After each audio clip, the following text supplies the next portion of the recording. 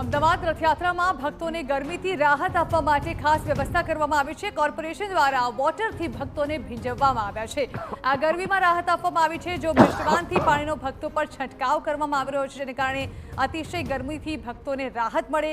રથયાત્રામાં નવો પ્રયોગ કરવામાં આવ્યો છે, જેમાં અતિશય ગરમી સહન કરી રહ્યા છે જ્યાં ભક્તો, તેઓને ગરમીથી રાહત આપવા માટે કોર્પોરેશન દ્વારા ખાસ આયોજન કરવામાં આવ્યું છે, જેમાં મિષ્ટવાનથી સતત ભક્તો પર પાણીનો છંટકાવ કરવામાં આવી રહ્યો છે અને જેને કારણે ભક્તોને અતિશય ગરમીની અંદર પણ ઠંડકનો અહેસાસ થઈ રહ્યો છે। તસવીરો આપ જોઈ રહ્યા છો જ્યાં મિષ્ટવાનથી ભક્તો પર પાણીનો છંટકાવ કરવામાં આવી રહ્યો છે।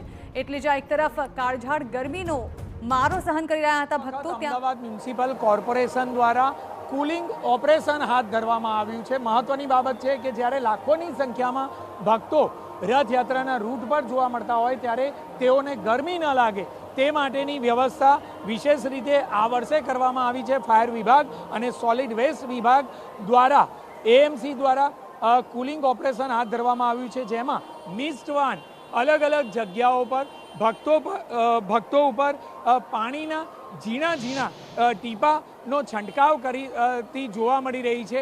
મહત્વની બાબત છે કે આ પ્રકારે જે રથયાત્રાના રૂટ પર ચાલતા તમામ જે ભક્તો છે, ભજન મંડળીઓ છે, અખાડાના લોકો છે, તે તમામ વ્યક્તિઓને કોઈપણ પ્રકારે ગરમી ન લાગે તે માટેની આ વ્યવસ્થા કોર્પોરેશન દ્વારા મિસ્ટવાન પહેલી વખત રાખવામાં આવી છે, જે સતત રથયાત્રાના રૂટ પર અલગ અલગ જગ્યાઓ પર જઈ પાણીના અત્યંત ઝીણા ફુવારાનો છંટકાવ કરી રહી છે, જેના કારણે આસપાસના વાતાવરણમાં તાપમાનનો કેટલેક અંશે ઘટાડો કરવાનો પ્રયાસ પ્રથમ વખત અમદાવાદ મ્યુનિસિપલ કોર્પોરેશન દ્વારા કરવામાં આવ્યો છે।